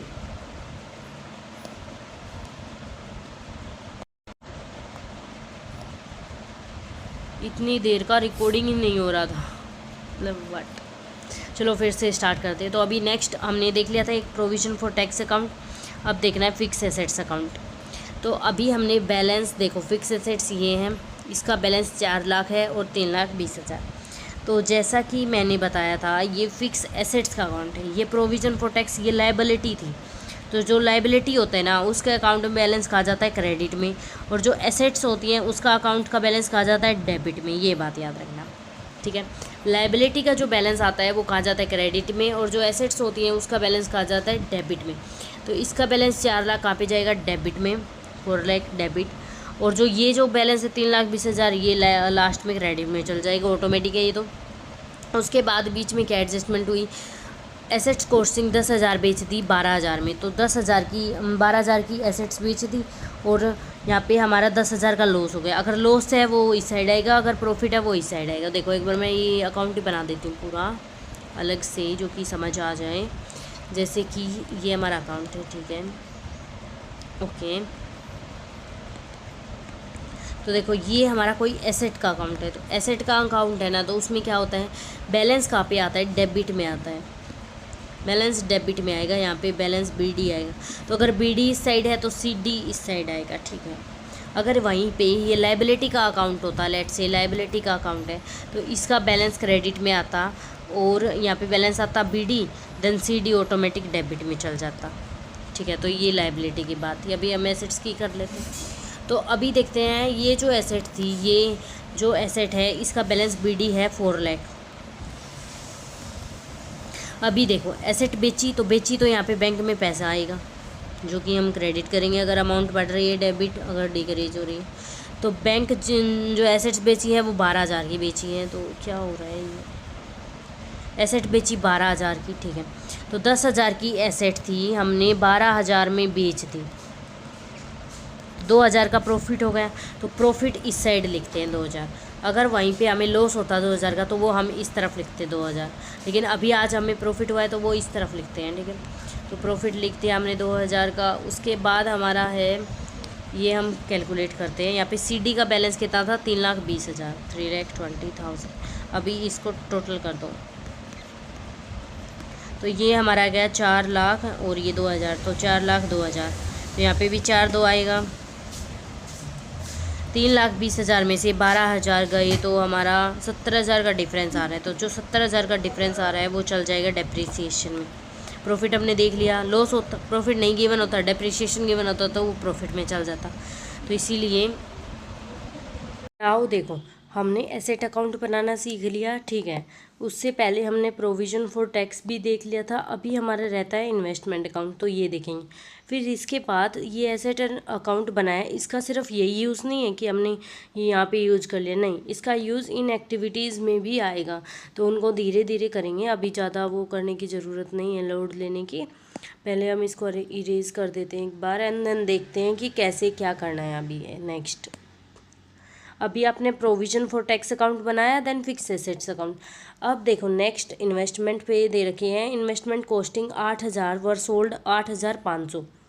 8,000 की आपके पास इन्वेस्टमेंट थी, वो आपने बेच दी 8,500 में, तो आपने कितने रुपए का फ़ायदा किया? प्लस 500 रुपये आपके पास आ गई, तो इट मीन्स 500 रुपीज़ क्या हुए? प्रॉफिट। तो देखो इन्वेस्टमेंट अकाउंट, ठीक है, यहाँ पे ये डेबिट और ये यहाँ पे क्रेडिट, ओके। यहाँ पे बैलेंस बीडी। इन्वेस्टमेंट अकाउंट क्या है? देखो मैंने पहले ही बताया था, अगर कोई भी हम लोग एसेट अकाउंट बनाते हैं, एसेट का अकाउंट कोई भी बनाते हैं, तो उसमें डेबिट और क्रेडिट में कोई चीज़ बढ़ रही हो, डेबिट में कोई चीज़ कम हो रही हो। वहीं लाइबिलिटी में ये रेसिप्रोकल हो जाएगा, ठीक है, सारी चीज़ें। एसेट अकाउंट में हम डेबिट करते हैं बैलेंस बीडी को, जो बैलेंस गिवन है, और सीडी को क्रेडिट करते हैं। वहीं लाइबिलिटी अकाउंट में हम यहाँ पे सीडी लिखते हैं एंड यहाँ पे बीडी, सॉरी हाँ, एसेट और लाइबिलिटी अकाउंट में हम क्या करते हैं, यहाँ पे बैलेंस लेके आते हैं बीडी एंड यहाँ पे सीडी, ओके। सो यहाँ पे जो ओपनिंग बैलेंस होता है वो क्रेडिट में आता है, लेकिन जो ये अकाउंट होता है एसेट का, उसमें डेबिट में आता है, और लाइबिलिटी अकाउंट में क्रेडिट में आता है। तो एसेट क्या है हमारी? एक एसेट है, इन्वेस्टमेंट क्या है अपनी? एक एसेट है। तो उसका जो बैलेंस जाएगा वो कहाँ पे जाएगा? हमारा डेबिट अकाउंट में आएगा, ठीक है। हमने 50,000 का इन्वेस्टमेंट का दे रखा है, देखो यहाँ पे देखते हैं, यहाँ पे इन्वेस्टमेंट का बैलेंस है 50,000, ये है बीडी, और यहाँ पे फिर 2006 में कितना बचेगा? ये है सीडी 60,000। तो देखो इन्वेस्टमेंट एक एसेट है, तो उसका बीडी जाएगा डेबिट में और सीडी आएगा क्रेडिट में, तो 50,000 यहाँ पे और 60,000 यहाँ पे। अब हमने 8,500 में एसेट बेच दी, तो उससे पैसा आएगा बैंक अकाउंट में, तो टू बैंक अकाउंट, और क्या बेची है? इन्वेस्टमेंट। तो जितना पैसा आएगा ना जिस तरफ से, तो वो इस तरफ आएगा, ठीक है। तो 8,500 यहाँ पे लिखे जाएगा। और फिर उसके बाद क्या हुआ, हमने 500 रुपये का प्रॉफिट कमाया, तो प्रॉफिट मैंने बताया था इस तरफ लिखते हैं, एंड अगर लॉस होता है तो वो इस तरफ लिखते हैं। तो डेबिट में जाएगा profit, statement of profit and loss, तो 500 रुपये का। अब जो बैलेंस की फिगर आती है वो बैंक अकाउंट में जाती है कि हमने ख़रीदा होगा कुछ चीज़ 18,000 की, तो ये हमारा इन्वेस्टमेंट अकाउंट भी बन गया। अभी इन सारे अकाउंट को बनाने के बाद हमने सारे एडजस्टमेंट कर लिया। अब नेक्स्ट करते हैं कि क्या करना है इन अकाउंट्स को बनाने के बाद। अभी देखो, सबसे पहला हमने लिखा था profit of the year 60,000 minus 56,000। ये क्यों किया था कि यहाँ पे 68,000 तो आज हमारे पास प्रॉफिट है, और पहले कितना था? 56,000। तो इसमें से माइनस करके जो आंसर आ रहा है वो हमारा एक्चुअल प्रॉफिट है, तो वो है 12,000। उसके बाद हमने 9,000 रुपये ट्रांसफ़र करे थे रिजर्व्स में, यहाँ पे ये लिखा हुआ टैक्स मेड प्रोविजन ड्यूरिंग 9,000। तो यहाँ पे हमने ये इसका अकाउंट भी बनाया था, 9,000 रुपये यहाँ पे स्टेटमेंट ऑफ प्रॉफिट। तो जो प्रॉफिट हुआ था, जितना भी प्रॉफिट है जगह जगह से सारा एक जगह इकट्ठा करके लिखना है, ठीक है। उसके बाद प्रोविजन हो गया, तो ये हमारा 31,000 एक्चुअल प्रॉफिट आ गया। उसके बाद हमने एडजस्टमेंट की थी, ये हमारा फॉर्मेट रहा, इसमें एडजस्टमेंट की थी कि एडजस्ट करना है नॉन कैश और नॉन ऑपरेटिंग आइटम्स को। तो यहाँ पे भी एडजस्ट करो नॉन कैश और नॉन ऑपरेटिंग आइटम। तो मैंने बताया था अगर किसी भी एसेट पे प्रॉफिट होता है तो वो आएगा, यहाँ पे लॉस होता है तो वो आएगा, ठीक है। एसेट पे प्रॉफिट और लॉस होता है तो वो आएगा, ठीक है। इसमें नॉन कैश आइटम है ये। और अगर डेप्रीशिएशन होता है तो वो भी यहीं पे आएगा। तो डेप्रीशिएशन को हमेशा हम लोग ऐड करते हैं, और अगर लॉस होता है तो उसको ऐड करते हैं, अगर प्रॉफिट होता है तो उसको माइनस करते हैं, ठीक है। अभी हम देखते हैं हमारी फिक्स एसेट्स हैं, तो इस पे क्या हुआ था? हमें प्रॉफिट हुआ था कितना का? 2,000 का। तो मैंने बताया कि प्रॉफिट को हम लॉस को हम ऐड करते हैं और प्रॉफिट को हम क्या करते हैं? माइनस करते हैं। तो माइनस करना है 2,000 रुपये का, ठीक है। तो यहाँ पे 2,000 रुपये माइनस करते हैं। फिर उसके बाद हमने यहाँ पे इन्वेस्टमेंट पे 500 रुपये का प्रॉफिट हुआ था, उसको भी माइनस करना है, देन 500 भी माइनस कर दिया, तो ये हमारा प्रॉफिट माइनस कर दिया। वैसे सिंपली यहाँ से भी कर सकते हैं बिना अकाउंट बनाए कि 10,000 की एसेट थी, हमने 12,000 में बेच दी, तो 2,000 का ये प्रॉफिट हो गया एसेट पे। एंड देन हमारी 8,000 की इन्वेस्टमेंट थी, 8,500 में बेच दी, 500 रुपये का ये प्रॉफिट हो गया। सिंपल ऐसा करके भी दिखा सकते हैं अगर डायरेक्ट यहाँ से बनाने चलो तो, ठीक है। उसके बाद operating profit before working capital change आ गया आपके पास, देखो यहाँ पे आ गया, हमने ऐड कर दिए, लेस कर दिए, then operating profit before working capital change. अब अगर एसेट में डिक्रीज हो रहा है तो हम ऐड करेंगे। करंट एसेट्स में डिक्रीज़ और करंट लाइबिलिटी में इंक्रीज़ हो रहा है तो हम ऐड करेंगे। और अगर इनका रेसिप्रोकल हो रहा है कि यहाँ पे इंक्रीज़ हो रहा है करंट एसेट्स में और करंट लाइबिलिटी में डिक्रीज़ हो रहा है तो हम माइनस करेंगे। ठीक है, अभी हम कहाँ गया, हाँ, अगर देखो करंट एसेट्स में अगर कम हो रहा है तो उसको ऐड करना है। ठीक है, यहाँ पे लिख लेते हैं, अगर करंट एसेट्स में हमारा कम होता दिखा तो हमें ऐड करना है, और वहीं करंट लाइबिलिटी में अगर ज़्यादा होता दिखा तो भी ऐड करना है। और माइनस कब करना है, जब करंट एसेट्स बढ़ रही होंगी और करंट लाइबिलिटी घट रही होंगी। तो ये दो चीज़ें हमें ध्यान में रखनी है कि कब माइनस करना है, कब ऐड करना है। अभी हम देखते हैं कैसे क्या है। तो देखो सबसे पहले है डेप्रीशिएशन इन स्टॉक। तो हमारा 2 लाख स्टॉक कहाँ पे है, ये रहा। तो 2,40,000 और 2,10,000। हम यहाँ पे सबसे पहले देखो इसको मत देखो, सबसे पहले देखो यहाँ पे एसेट कौन सी है और लाइबिलिटी कौन सी। तो ये यहाँ पे सारी लाइबिलिटीज़ हैं, ये यहाँ पे सारी एसेट्स हैं। तो जिसमें डिक्रीज़ हो रहा है इंक्रीज़ हो रहा है वो चीज़ें करनी है अभी पहले। ठीक है, अभी देखो कि कहाँ पे इंक्रीज़ हो रहा है। तो इन्वेस्टमेंट और ये जो क्रेडिट स्टॉक डेटर ये हमने पहले कर लिया। फिक्स एसेट्स अभी हमारी ये 3 रहती हैं, स्टॉक, डेटर और बैंक अकाउंट। ठीक है, स्टॉक 2,40,000 का है, उसमें से 2,10,000 पहले हमारा 2,40,000 का स्टॉक था, अब 2,10,000 का बच रहा है। तो ये क्या हो रहा है, माइनस हो रहा है 30,000। ठीक है, 30,000 का स्टॉक कम हो गया। तो अगर कम हो रही है करंट एसेट्स तो उसको क्या करना है, ऐड करना है। तो डिक्रीज इन स्टॉक ऐड करना है। ठीक है, 30,000। उसके बाद हमारे पास है यहाँ पे डेटर। अब 2,10,000 के पहले डेटर थे, उसके बाद आज हो गए हमारे पास 4,55,000 के डेटर। तो डेटर एक हमारी क्या है, एसेट है, तो वो क्या हो रही है, इंक्रीज़ हो रही है। अगर करंट एसेट्स इंक्रीज़ हो रही हैं तो उसको क्या करेंगे, माइनस करेंगे। देन हम यहाँ पे इंक्रीज़ इन डेटर माइनस करते हैं, जो कि हम यहाँ पे कर रहे हैं। उसके बाद है बैंक बैलेंस, जो कि क्रेडिटर बोलते हैं, जिनको हम बैंक यहाँ पे काउंट नहीं होता, यहाँ पे क्रेडिटर काउंट होते हैं। तो 1,68,000 का पहले क्रेडिटर था, अब है 1,34,000 का। तो ये हमारी लाइबिलिटी है। वो लाइबिलिटी क्या हो रही है, कम हो रही है। तो अगर लाइबिलिटी कम होती है तो उसको क्या करते हैं, माइनस करते हैं। तो यहाँ पे हम इसको माइनस कर देंगे 34,000। उसके बाद आता है हमारी जो निकल के आएगा वो आएगा, यहाँ पे हमें लिख भी रखा है, कैश जनरेटेड फ्रॉम ऑपरेशन। ये माइनस प्लस करने के बाद कैश जनरेटेड फ्रॉम ऑपरेशन आएगा। अगर हमने कोई भी इनकम टैक्स पे किया है तो उसको हम माइनस कर देंगे। ठीक है, अभी हमने अगर कोई इनकम टैक्स पे किया है तो उसको माइनस करना है। तो देखो टैक्स पे किया था हमने जब टैक्स अकाउंट बनाया था, तब टैक्स प्रोविज़न जब बनाया था, तो यहाँ पे टैक्स प्रोविज़न बनाया था, तो ये रहा टैक्स पेड बैंक अकाउंट में 74,000 का। तो ये लेस कर देंगे टैक्स पेड 74,000। तो ये जो बैलेंस बच गया है ये क्या हो गया, ये हमें 2,24,000 आ गया। ठीक है, एक सेकेंड में इसको रब कर देती हूँ। तो हमारा बैलेंस क्या हुआ, 2,24,500, जो कि है माइनस में। यहाँ पे ये बना रखे हैं ना ब्रैकेट, तो इसका मतलब होता है माइनस में बैलेंस है।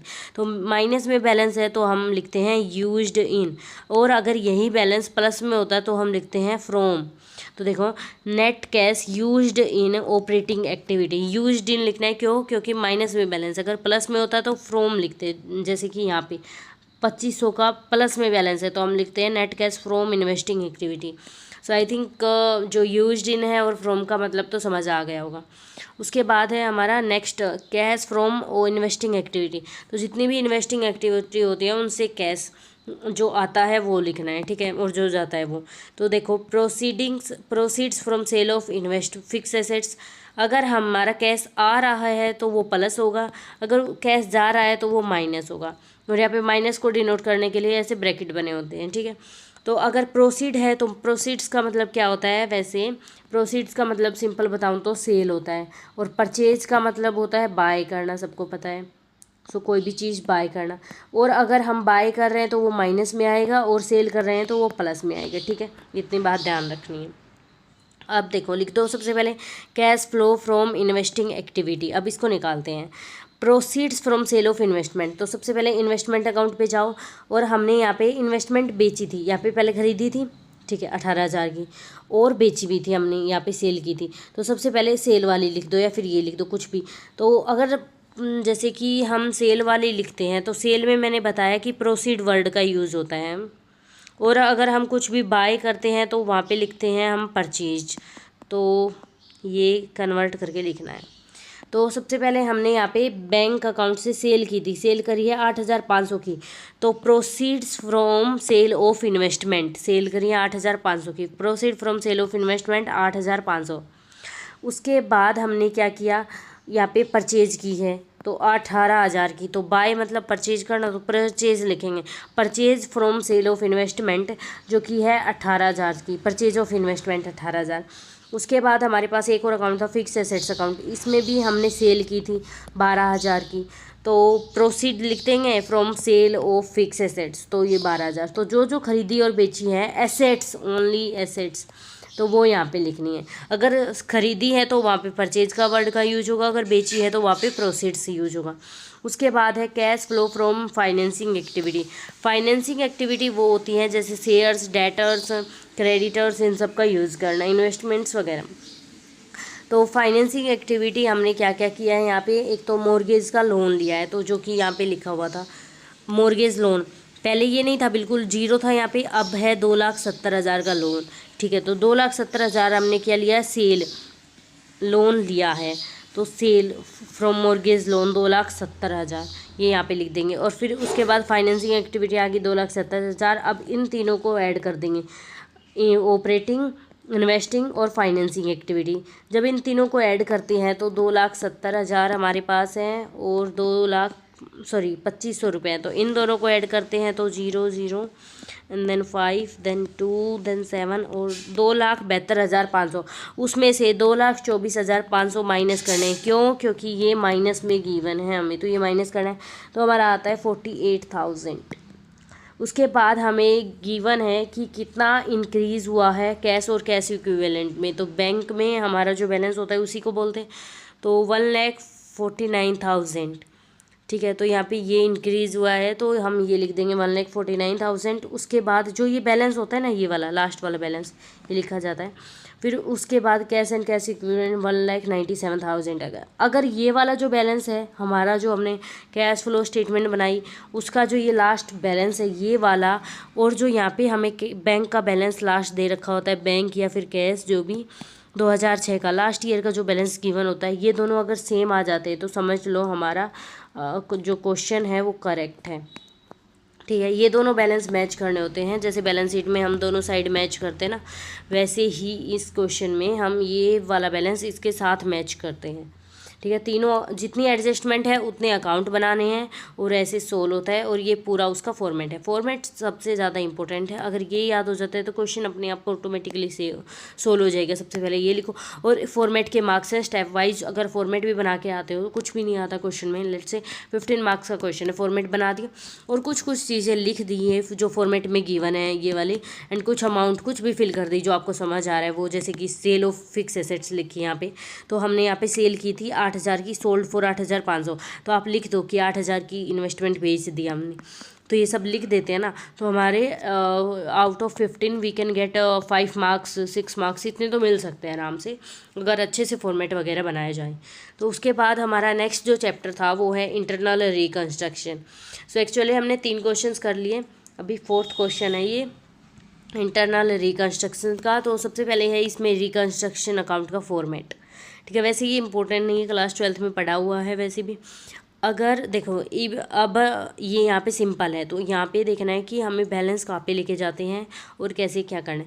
अगर देखो रिकन्स्ट्रक्शन अकाउंट होता है क्या, सबसे पहले ये, तो रिकन्स्ट्रक्शन अकाउंट का मतलब होता है जब आपकी कंपनी बिल्कुल लॉस में चल रही है और आप चाहते हो कि अब इस कंपनी को बंद कर दें, लेकिन आपका जो सीए है या फिर सीएस है, सीएमए है, वो आपको सजेस्ट करते हैं कि आप सर बंद मत करो इसको, हम लोग आपके लिए रिकन्स्ट्रक्शन अकाउंट बना देंगे। मतलब आपका जो लॉस है उसको हटा देंगे वहाँ से, कुछ तो रिजर्व में भेज देंगे पैसे, कुछ एसेट्स की वैल्यू कम कर देंगे, गुडविल की वैल्यू इंक्रीज़ कर देंगे, और जो एक्सपेंसेस है उसको कम कर देंगे, ज़्यादा कर देंगे, मतलब एडजस्टमेंट कर लेंगे हम सारी चीज़ों की है। ठीक है, और जो कि लीगल तरीके से होगी, तो इसी को बोलते हैं रिकन्स्ट्रक्शन अकाउंट। अभी इसका क्वेश्चन है जो कि इम्पोर्टेंट है, इसमें भी फॉर्मेट है, वैसे बना सकते हो फॉर्मेट। हमारा क्वेश्चन है कि एक्सप्लेन द कंडीशन, ये वो है थ्योरेटिकल है हमारा। क्या होता है, जैसे क्वेश्चन आता है तो उसमें थ्योरी आती है अमगलेशन की, इसका प्रैक्टिकल करने बैठे तो नहीं होगा कभी भी। और इंटरनल रिकंस्ट्रक्शन का प्रैक्टिकल आता है। सो 12 मार्क्स का ये, 6 मार्क्स का ये। और थ्योरी की वीडियो नेक्स्ट है जो कि 32 मार्क्स की थ्योरी आती है, उसमें गारंटीड है आपके जो भी क्वेश्चन आएंगे।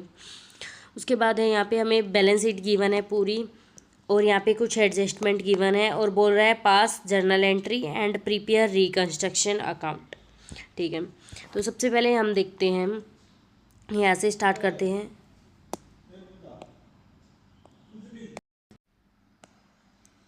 सारा क्वेश्चन समझा दिया था एंड इसमें वॉइस ही रिकॉर्ड नहीं हो रही थी, पता नहीं क्या प्रॉब्लम आ गई थी। देखो सारा करवा दिया था मैंने यहाँ तक।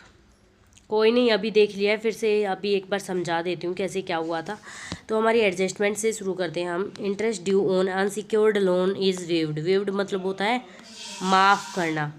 हमारा इंटरेस्ट माफ़ हो गया है ऑन किस पे, अनसिक्योर्ड लोन्स पे। तो इसकी क्या एंट्री होगी, अगर हमारा इंटरेस्ट, देखो सबसे पहले इंटरेस्ट कम हो रहा है तो क्या होगा, लाइबिलिटी है एक इंटरेस्ट, ठीक है, तो हमारी लाइबिलिटी क्या हो रही है, कम। तो ये क्या है, हमारे लिए प्रॉफिट की बात है। अगर कोई भी प्रॉफिट की बात होती है तो यहाँ पे आती है रिकंस्ट्रक्शन अकाउंट में क्रेडिट। अगर कोई भी लॉस होता है तो वो आता है डेबिट में। ठीक है, तो देखो interest due on unsecured loan, so interest due on unsecured loan is waived मतलब माफ़ कर देना। अब हमारा इंटरेस्ट माफ़ हो गया है तो क्या हुआ, हमारी लाइबिलिटी कम हो गई, तो जिससे हमें क्या हो रहा है, गेन हो रहा है, मतलब प्रॉफिट हो रहा है। तो अगर प्रॉफिट होता है तो क्रेडिट में जाता है, तो हम क्या करेंगे, interest due on unsecured loan account debit to reconstruction account. तो ये हमारी पहली एंट्री होगी। Let me show you, copy कर रखी है इसकी एंट्री। हाँ ये रही, अलग अलग कर सकते हैं, इकट्ठा भी कर सकते हैं। इंटरेस्ट ड्यू ऑन डिबेंचर्स, एक सेकंड में इसका कलर, ठीक है इतना था, ये रहा। Interest due on unsecured loan account debit to reconstruction account, ये रहा हमारा। इसने इकट्ठी एंट्री कर रखी है, वो बाद में दिखाऊँ कैसे कंबाइन करते हैं, 1,50,000 की। उसके बाद हमारी नेक्स्ट एंट्री है 50% of interest due on debenture is waived. Debenture का भी जो इंटरेस्ट था वो भी माफ़ हो गया। चलो 50% of interest due on debenture is waived मतलब माफ़ कर दिया। तो हमारे डिबेंचर थे 1,10,000, उसका 50%, तो उसका 50% हो गया 55,000। अब ये माफ़ हो गया तो हमारी लाइबिलिटी कम हो गई। लाइबिलिटी कम हो गई तो हमारा प्रॉफिट है। तो फिर से एंट्री होगी interest due on debenture account debit to reconstruction account. तो ये उसमें कंबाइन हो सकते हैं क्योंकि दोनों में रिकंस्ट्रक्शन अकाउंट क्या हो रहा है, क्रेडिट हो रहा है। ठीक है, दोनों कंबाइन हो सकते हैं। उसके बाद थर्ड एंट्री है 11% preference shareholder right to reduce 50%। 11% preference shareholder के पास जितनी अमाउंट थी उन्होंने रिड्यूस कर दी 50%। उन्होंने 50% शेयर बेच दिए और फिर उन्होंने डिबेंचर खरीद लिए 15% पे। तो इसकी एंट्री क्या होगी, 11% preference shareholder reduce to 50%। तो 5 लाख उनकी टोटल अमाउंट थी, वो 2,50,000 पे आ गए। ठीक है, 2,50,000 के उनके पास क्या है, शेयर्स हैं अभी, और जो बच गए 2,50,000 उनके उन्होंने क्या किए, डिबेंचर इशू कर दिए। तो अगर आप डिबेंचर इशू करते हो तो ये लाइबिलिटी है। ठीक है, इसको बाद में देखेंगे, पहले देखते हैं कि आपने रिड्यूस कर दी, आपने क्या किया, सेग्रीफाइस किया किसी भी चीज़ को। जब हम सेग्रीफाइस करते हैं ना तो उसको हम मानते हैं प्रॉफिट। तो यहाँ पे भी रिकंस्ट्रक्शन अकाउंट क्रेडिट हो जाएगा और जो प्रेफरेंस शेयर होल्डर है वो डेबिट हो जाएगा। ठीक है, late me show you. 11% preference share account debit 5 lakh और रिकंस्ट्रक्शन अकाउंट क्रेडिट कितने का किया, 2,50,000 का, और कुछ हमने डिबेंचर इशू कर दिए तो वो 2 डिबेंचर भी आ जाएगा 2,50,000। ठीक है, उसके बाद है next entry other current liability would be reduce by 50,000। तो 50,000 की और लाइबिलिटी कम हो गई तो ये क्या है, गेन है, प्रॉफिट है। तो ये entry and other current liability वाली एंट्री, तीनों एंट्री को कंबाइन कर सकते हैं क्योंकि उसमें लाइबिलिटी रिडक्शन ही हो रहा है ऑटोमेटिकली। तो वो 50,000 की जो लाइबिलिटी है वो रिड्यूस हो गई तो इससे प्रॉफिट हो रहा है। तो इन तीनों को कंबाइन करके यहाँ पे लिख सकते हैं other current liability, interest on secured loan और डिबेंचर, इनको डेबिट करो और यहाँ पे क्रेडिट कर दो इसको। और जो ये यहाँ पे नरेशन दे रखी है ये लिखनी इम्पोर्टेंट है, ये वैसे ही लिखनी है, इनको सेम कॉपी करके लिख दो बस। उसके बाद है the equity shareholder agreeing to bring an amount of 1 lakh by way of new equity shares. मतलब इक्विटी शेयर होल्डर्स ने क्या किया, 1 लाख रुपए के नए शेयर्स खरीद लिए। कितने रुपए पे, 4 पे। पहले कितने के थे, 10 रुपए के। ठीक है, पहले 10 के थे, अभी 4 पे खरीद लिए। तो न्यू इक्विटी शेयर होल्डर के 1 लाख थे, न्यू शेयर 4 पे, तो 1 लाख रुपए के उन्होंने शेयर्स खरीदे हैं। ठीक है, तो कितने, एक शेयर कितने रुपए का, 4। तो 1 लाख कितने शेयर्स आएंगे उनके, 25,000। 1 लाख रुपए में 25,000 शेयर उन्होंने खरीद लिए, ठीक है। तो इसकी एंट्री होगी सिंपली कि बैंक अकाउंट डेबिट, बैंक आया डेबिट, ठीक है, to equity share application allotment 1 lakh रुपए। ये हमारी यूनिट नंबर 1 में आती है ये एंट्री। अभी वैसे ही देख लो कि शेयर्स खरीदते हैं जब कैसे एंट्री होती है। Then equity share application account debit, और जो ये पैसा आया ये कहाँ पे चल जाएगा, शेयर कैपिटल अकाउंट में, ठीक है। उसके बाद हमारी नेक्स्ट एंट्री है, ये इसमें यहाँ पे शो नहीं करनी होती। उसके बाद हमारी, वैसे शो कर सकते हो, ये यहाँ पे कर रखी, लेकिन इसमें रिकंस्ट्रक्शन अकाउंट का कुछ आता ही नहीं है, so we don't need to show here. अब आगे है हमारा नेक्स्ट एंट्री, जो कि ये है equity shares agree to reduce existing 1,50,000 of 4। तो उन्होंने रिड्यूस करने के लिए वो एग्री कर गए। तो इक्विटी शेयर्स रिड्यूस 1,50,000 को 4 रुपये पे रिड्यूस करना है। तो उन्होंने शेयर खरीदे थे 1,50,000 के, जो कि खरीदे थे कितने पे, 10 रुपीज़ पे। आज वो 4 रुपये पे मान गई कि हम 4 रुपये पे मान लेंगे इनको, आप हमारी पेमेंट करो। पहले वो 10 पे थे तो उन्होंने 6 रुपये माफ़ कर दिए, ठीक है। तो 1,50,000 के 10 खरीदे थे जब 15 लाख थे। अभी उन्होंने मान ली कि 6 लाख पे हम मान जाएंगे, 1,50,000 इंटू 4। लेकिन कितने रुपये उन्होंने कम कर दिए, तो 9 लाख रुपये उन्होंने कम कर दिए। 1,50,000 इंटू 6, तो 9 लाख रुपए उन्होंने कम कर दिए। तो ये क्या हुआ, हमारा प्रॉफिट हो गया कि 9 लाख रुपए तो अब हमें नहीं देने। तो क्या हो जाएगा, रिकंस्ट्रक्शन अकाउंट क्रेडिट हो जाएगा। तो आई थिंक ये एंट्री गिवन है यहाँ पे। ये हो गई, ये हाँ ये रही। Equity share capital account debit 15 lakh, then equity share नए जो हैं वो 6 लाख, और जो बच गया वो 9 लाख यहाँ पे चला गया। उसके बाद नेक्स्ट है नेगेटिव बैलेंस है statement of profit loss wiped out and provide 2,60,000 का जो डेट्स है हमारी, और इंक्रीज़ हो गई वैल्यू ऑफ एसेट्स 4 लाख। तो मैंने बताया जब भी इंक्रीज़ होती है वैल्यू ऑफ एसेट्स तो वो हमारा क्या होता है, प्रॉफिट होता है। तो रिकंस्ट्रक्शन अकाउंट क्या हो जाएगा, क्रेडिट हो जाएगा, और वैल्यू ऑफ एसेट्स क्या हो जाएगी, डेबिट हो जाएगी। तो आई थिंक ये काफ़ी गेम है, हाँ।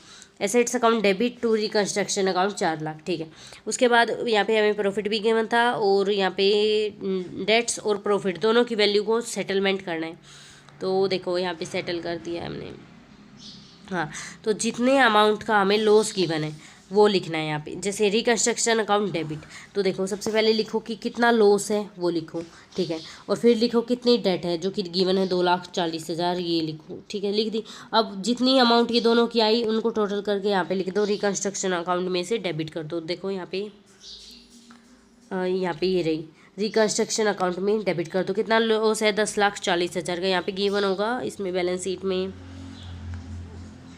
10,40,000 का हमें लॉस, ये रहा स्टेटमेंट इन बैलेंस शीट, 10,40,000 का लॉस है, और 2,60,000 के डेट्स है। तो इन दोनों को करना है, तो reconstruction debit to loss and to date, और जो ये अमाउंट है 10,40,000 और यहाँ पे है 2,60,000, इन दोनों को टोटल करो, 13 लाख यहाँ पे लिख सकते हो गया। उसके बाद हमारी सारी एंट्री हो गई। अब रिकंस्ट्रक्शन अकाउंट बनाना है, तो सबसे पहले यहाँ पे लिखो, ये हो गया, देखो बना ही देती हूँ यहाँ पे।